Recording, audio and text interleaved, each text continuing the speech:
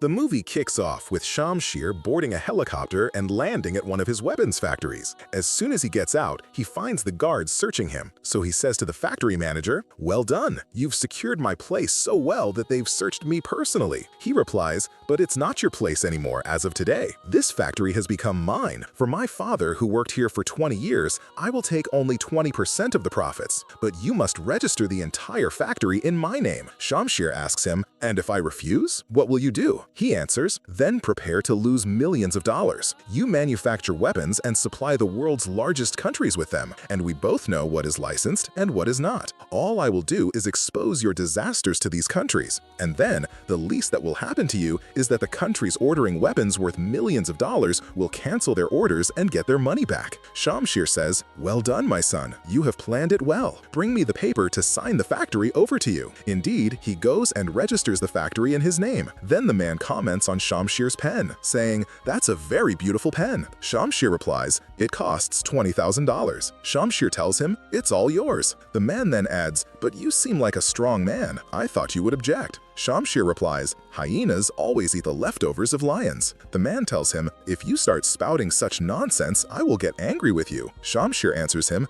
"You can't make me angry. The weapons your men are holding, I made them. And if you're thinking of killing me, think again, because the pen in your pocket is a bomb, and with one press of a button from me, it will explode in your heart. Get these dogs of yours away from me." Indeed, the men let him leave. He gets into his helicopter and detonates the pen in the man's heart. Shamsher is no ordinary person. He possesses money and weapons factories that enable him to finance the entire world. And this is Rana, his sworn enemy in the business, a cruel man who knows no mercy. And this is his daughter, Sanjana, a kung fu instructor, an exceedingly beautiful girl, but her strike is deadly. And this is Suraj, her twin brother, a reckless young man who relies on his physical strength. And this is Yash, a family friend, a powerfully built man who has no time for talk. His true pleasure lies in breaking bones. And finally, this is Sakander, Suraj and Sanjana's half-brother from their mother's side, but he is a terrifying, violent, and frightening young man who possesses a brilliant mind, and his single blow can fell 100 men. No one can stand in his way, because in deception, no one can match him. Rana sends his men to kill Shamsher. They chase him on motorcycles and open fire, succeeding in shooting him in the shoulder. At that moment, Raghu, his personal guard, calls Suraj and tells him, "Rana sent men and they shot your father in the shoulder." Suraj hangs up the phone, takes his sister, and they head to the largest weapons and drug warehouse owned by Rana. Shamsher says to Raghu, "Why did you call Suraj? They have undoubtedly gone to Rana's warehouses now. Send Sakander to them, as they won't be able to handle them alone." Do you think they can't handle them? Of course not. They storm the place and begin to destroy Rana's men one by one. But Sanjana wasn't prepared. She couldn't fight with her legs because her dress was tight. Do you think that will stop her? Of course not. After the girl tore her dress, you just saw men falling left and right, and Sanjana didn't lose her cool. At that moment, the factory guys swarmed them with guns and trapped them by the bus. Think they're gonna get killed? No way!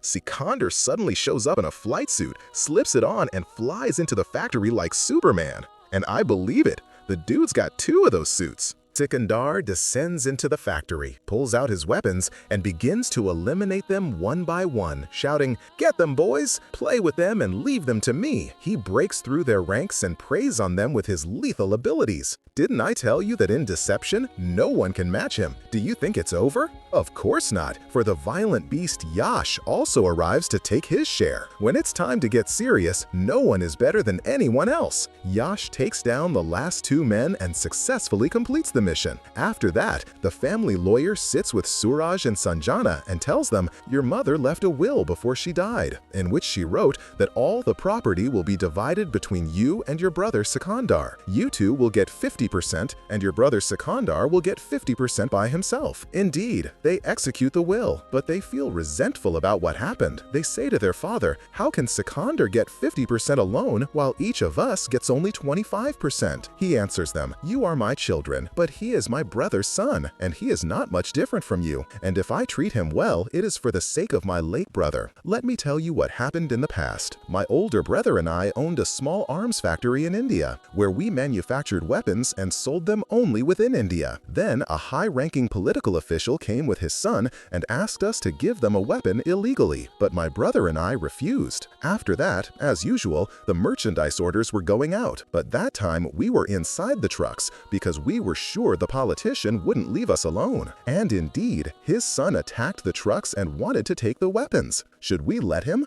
Of course not. Without them knowing who we were, we finished him and his men off. After his son's death, the politician spread a rumor about us that we were financing terrorism and shut down our factory, and he swore a solemn oath to destroy our entire family. Indeed, the first thing he did was blow up the car of my brother, Sakander's father, and he intended to eliminate the rest of the family. At that time, I realized I had to flee to protect my nephew Sakander and his wife. Indeed, I sent Sakander to Beijing, and I took his wife and came to the island of Shiva. My brother had bought a large island there, so I built a factory on it with the sweat of my brow and married his widow. After she gave birth to you, she died a short time later. My whole dream was for us to remain one family and return to India again. Afterward, the young people get together for an evening, and the beautiful girl Sanjana sings them a wonderful song. Then each one begins to tell the story of the love of his life. The turn comes to the elegant young man, Sakander, who feels shy, but they encourage him. He tells them, "All right, when I was in Beijing, I was sitting in a bar, getting drunk as usual. Suddenly, I saw a beautiful girl, like a glass of fruit juice, sitting at the table next to mine. I fell in love with her at first sight,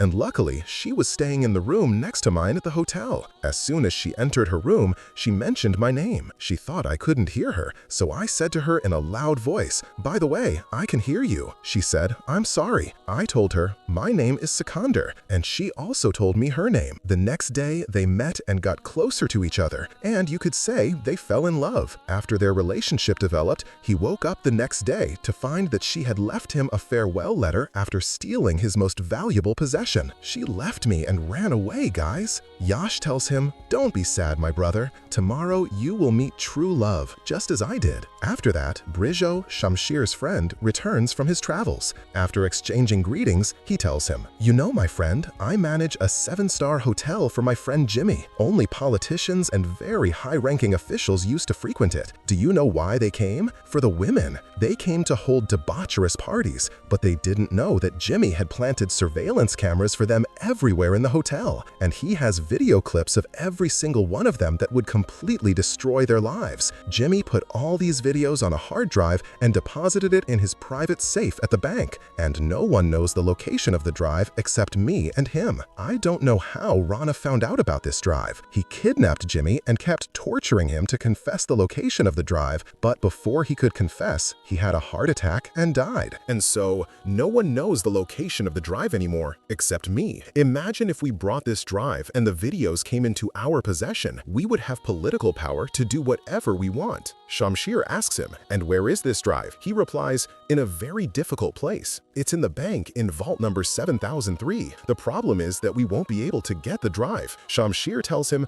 "Don't worry, I have the violent beast who can bring it." And indeed, he goes to Sakander and tells him the full story of the drive. Sakander asks him, "And what will you do with it?" He answers, "We will give $1 billion to an American officer named Kina to blackmail these politicians for us with the videos. Then the politicians will be afraid of the scandals and will carry out any request we ask of them." Sakander says, "So we will risk our lives to steal the drive, and we will pay $1 billion to an American officer to blackmail them? What will we ask of them? Or have you got so much money that you don't know where to put it?" Shamshir replies, "You are a fool. I am willing to pay an extra $10 million to have them at our command. Understand, you fool. Your father died wronged and disgraced, and you, me, and your mother fled from India in disgrace. We will ask these politicians to reveal reveal the truth, and then we will return to our country, India, with our heads held high, and your father will rest in his grave. Sakander says, if that is the case, then I am ready to sacrifice my life for this to happen. I promise you that we will regain our dignity and return to India. Indeed, they hold a party to secretly welcome the American officer, and Sakander arranges with the bank manager to get a loan for $1 billion. At that moment, he sees Jessica coming towards him. He unconsciously moves towards her and was about to hug her, but Yash suddenly appears and hugs her instead, saying to her, "Good thing you weren't late, my love. Oh, I forgot to introduce you. This is Sakander. I work for him, and to me, he is more than a brother." They dance a little. Then Yash gets drunk and can no longer see straight. At that time, Jessica goes after Sakander. He asks her, "How do you know Yash?" She tells him, "What's it to you? Besides, if I had known he works for you, I wouldn't have listened to him and come to this place. I will never forget what you did. You are a despicable person." He tells her, "You're right. I made a mistake. I'm sorry. I looked for you everywhere and waited for you for a long time, but you never came back." At that moment, he hugs her and cries. She tells him, "This is too much," and leaves him. Meanwhile, Suraj has filmed them and goes to give the video to Yash, who watches it and cannot control his anger. Yash rushes to the hotel where she is staying and finds Sakander's car parked there. He goes up to her and says, "Where is he? Where is he?" Sakander tells him, "I'm here, Yash. Calm down and I will explain everything." Yash replies, "How can I calm down? Are you going to tell me you were fixing her light bulb? I saw a video of you with my own eyes hugging her." Sakander says, "Calm down, man.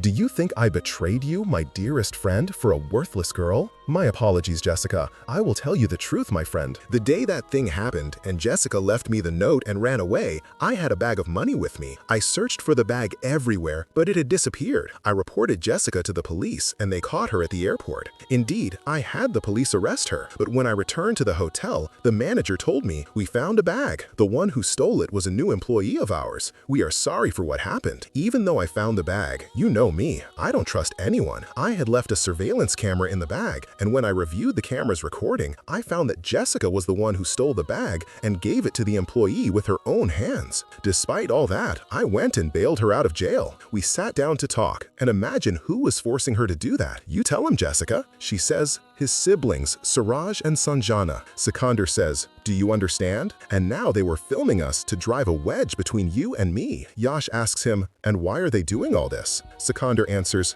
"To get me out of the race." But they don't know that the king of the race is Sakander. At that time, he begins to plan the theft of the hard drive containing the politicians' videos. The first thing he does is go to open a huge account at the bank, choosing a vault next to Jimmy's vault where the drive is located. After that, he finalizes the entire plan and tells them, "What will happen is as follows. There is a nightclub near the vault. I will be there and will cause a commotion. Yash, Suraj, and Sanjana will take the dynamite, go down into the sewers, and blow up the vault. They will open your vault, steal the drive, then leave, and Jessica and I will come from another way." Indeed, the mission begins and is executed exactly as Sakander planned. The men take the drive and leave, but someone has tipped off the police about the mission and they arrest Sakander. Jessica was about to pull out her gun and shoot at the police, but Sakander stops her. Indeed, the police arrest him. When they return, Shamsher asks about Sakander, and Suraj says, "Don't worry, he'll be back in a few days." At that moment, Yash shows his true colors. He is walking with Sanjana and takes her to the coast for an outing. She says to him, "Well done, man. You played it brilliantly. But how did Sakander not suspect you when Jessica entered his life? And how did you convince him that we were the ones who pushed her to steal the bag that had the money and papers from him?" He says to her, "This Jessica girl is very pathetic. She was spying and doing some trivial jobs for $300,000 a year. When I offered her to work for me for $1 million a year, she agreed and came under my command. I planted her in Sakander's path and found out everything about him, and very soon I will kill him, but only after I take all of his inheritance." Meanwhile, Sakander is being held on a remote island, but Jessica is standing by his side, watching him from a distance. The officer says to him,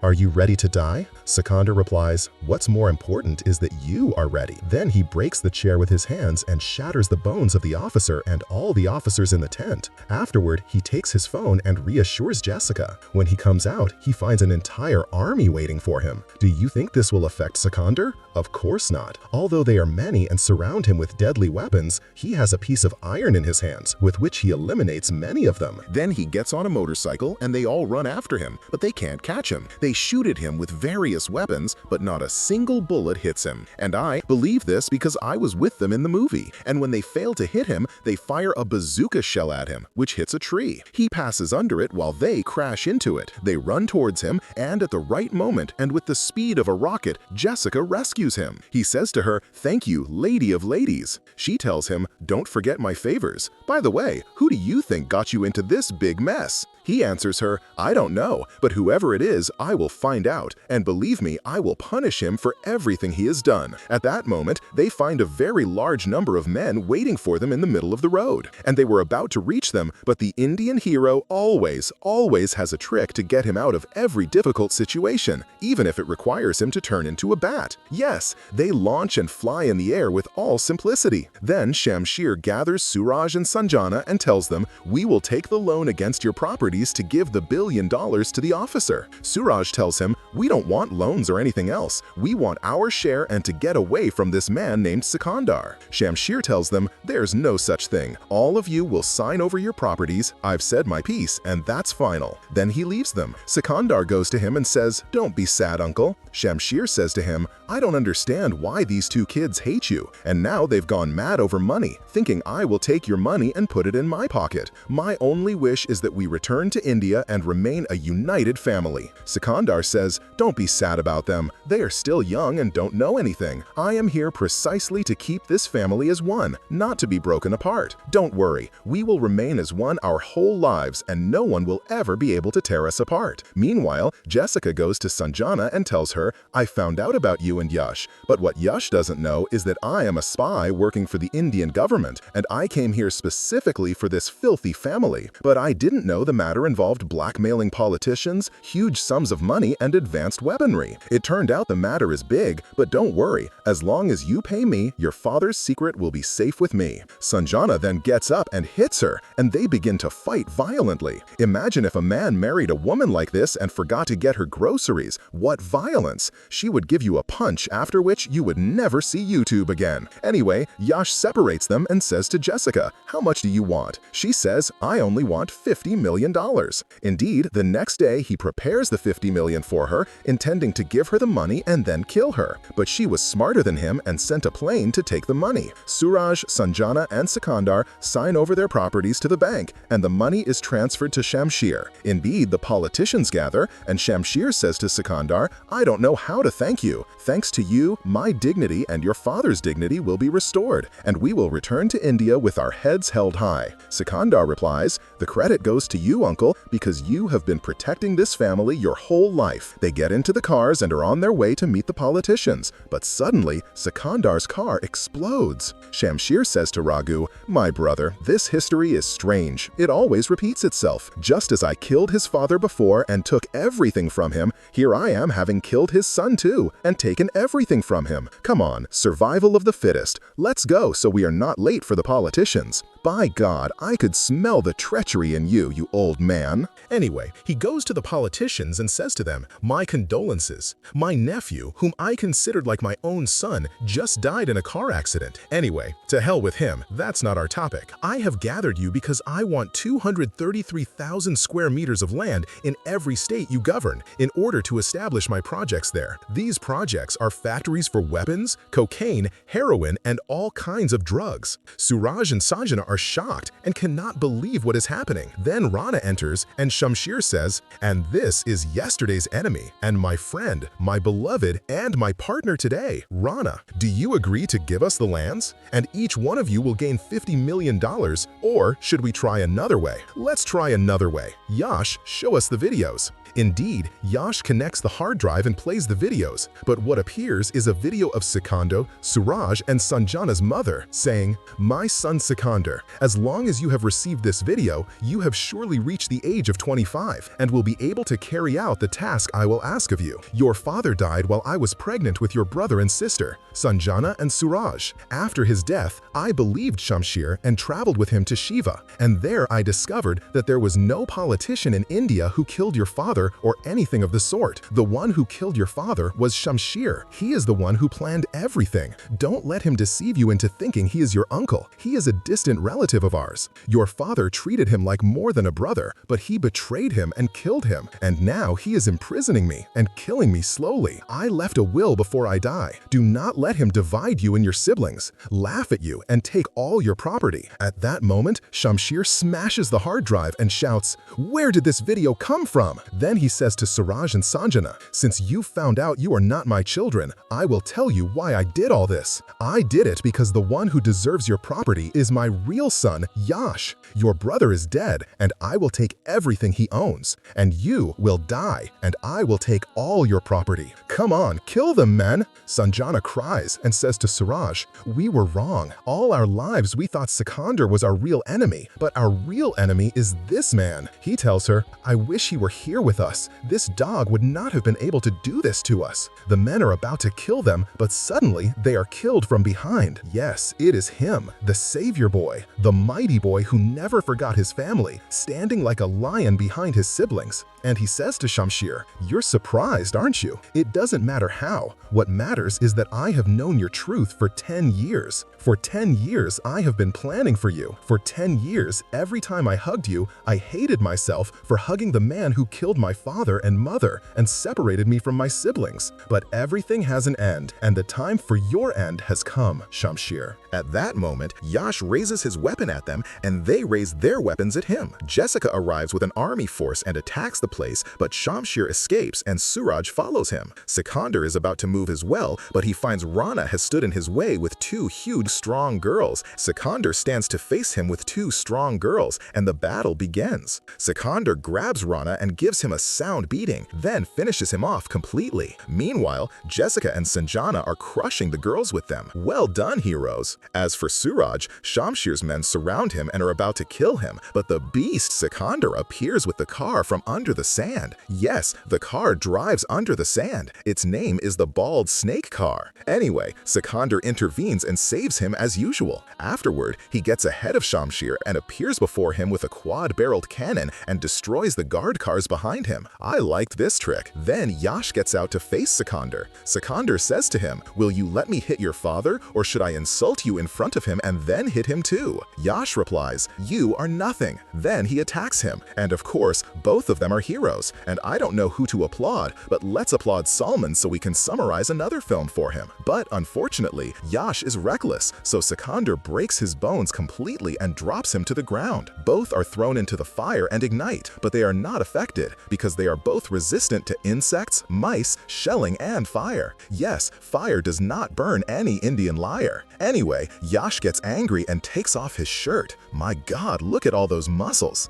Does Sakander think he will let him go? Of course not. "Take it easy, champ, while you're tearing the shirt," says Sakander, then rips his own shirt off and starts beating him. "Swallow this, boy. He was leaving you alone, but it's over now, and what's coming will be harder." He finishes him off and has it in his power to kill him, but he doesn't. Yash asks him, "Why didn't you kill me?" He answers, "Because you are not to blame. What you did to me was out of love for your father. You don't deserve punishment. Your father is the one who deserves it." Indeed, he goes to Shamsher and says to him, "Didn't I tell you I am here so we can remain one family? But your intention was the opposite. The likes of you can never tear us apart." Indeed, he and Yash are arrested. Sanjana and Suraj ask him, "How did you plan all this?" He answers them, "I will tell you. When Jessica was working for Yash and stole the money from me, I explained everything to her and learned she was an Indian spy, so I got her on my side." They ask him, "And what about the hard drive? How did you manage to switch it?" He says, "When I went to open an account at the bank,